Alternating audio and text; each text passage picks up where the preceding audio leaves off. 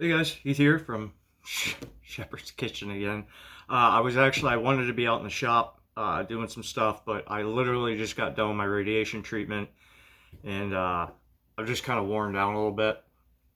I found that I have a little bit more energy before my radiation treatments than afterwards, so I'm going to try to get out in the shop in the mornings a little bit more. Um, so, a huge influx of subscribers has been happening to my channel. And I was talking to my buddy Dave from Evader Knives. If you guys don't know him, please check him out on YouTube. Dave, Evader Knives. He does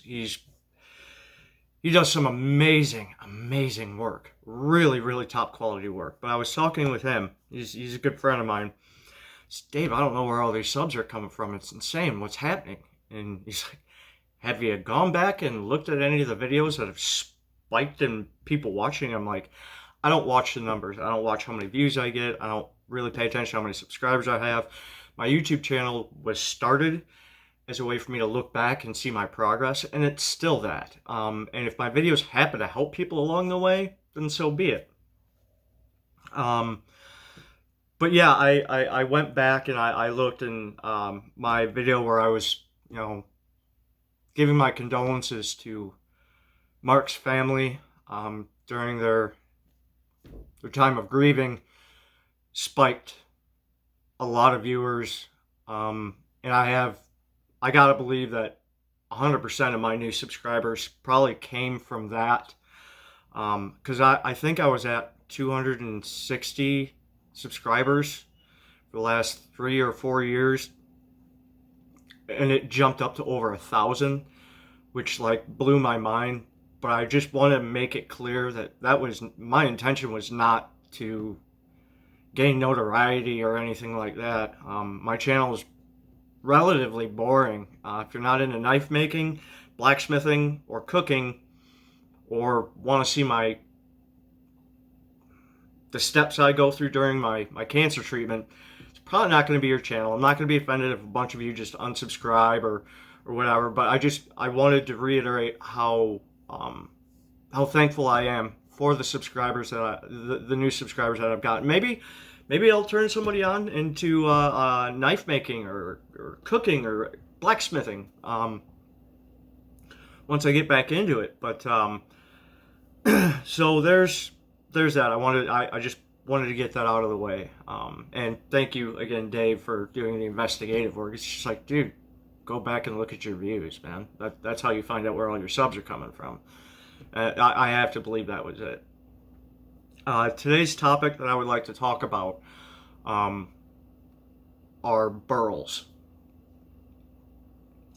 If you don't know what a burl is, it's basically tree cancer. It's a cancerous growth that happens to a tree and creates this really complex knotting inside the tree. Well, that knotting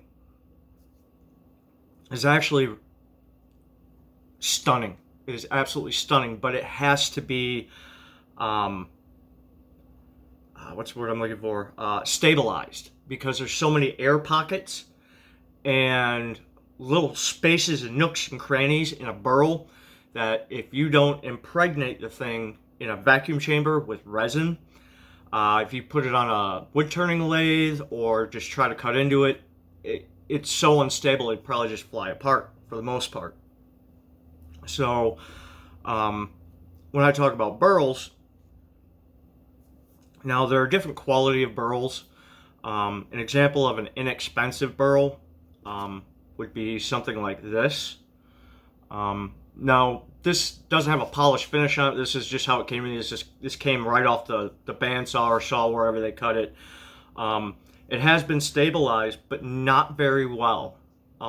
There's all these little black spots. There's little pockets in there where the resin didn't impregnate. So I go to cut this into slabs for knife handles. I'm going to be able to see through it. There's going to be a little pinhole. So I actually have to fill those in with epoxy and then go through the process. Don't get me wrong, this will make a beautiful knife handle. but it's not the highest quality burl. And this is an American burl, which are beautiful, but they're not like what you can get from, like, let's say, Russia. And I'll show you 2 examples of Russian burls here in just a moment. This is another American burl that I got. These are bookend sets. This is polished, so that's what the handle will look like when it's polished and done. But you see all these little lines here? Those are all open spots where the resin did not get fully impregnated into. And you run into this all the time, especially when people don't have their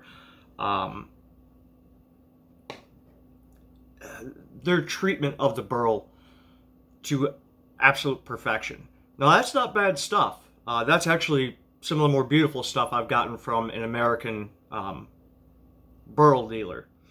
The next one I'm going to show you is a burl that came from a company in Hawaii, but they get their wood from Russia. This is not one of the examples I'm going to show you, because this as well, if you can see, yeah, I can feel it right there. I can actually get in there with a fingernail and catch that. This was not, this was done very well, but it's not perfect. It's not what it should be. Now, don't get me wrong, this is absolutely stunning stuff.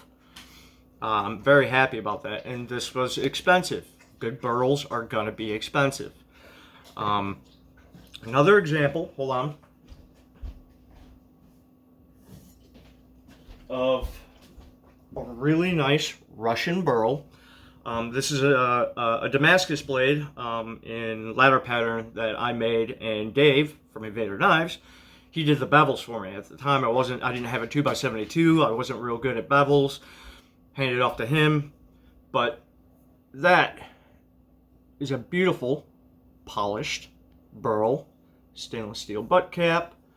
You've got my stamp mark up here, and then Evaders is right at the bottom there. But the one that I really wanted to show you guys, and there it is, there is a YouTube channel called That Works. And it's 2 guys, Matt and Ilya. They are master blacksmith bladesmiths. In fact, they were kind enough, when they sent me the burl that I bought from their company, they were kind enough to send that and sign it for me. So this will be going on the fridge. But what I bought from them is probably the most amazing, perfectly stabilized burl I've ever had my hands on. There is not one ding, not one pockmark, not one open spot in this burl. This is completely impregnated with resin. There is no flaw in this block at all. If you're interested in doing burls like that, I suggest going to thatworkshop.com. That's these guys. They are masters of their craft. Amazing to watch these guys. So anyway, that's my video on burls. I will be doing some canister Damascus here pretty soon, so I hope to have you along for that. But anyway, I'm gonna kind of take it easy, and yeah, I'm just gonna take it easy today. So we'll see you on the next video. Thanks, guys. Have a good one.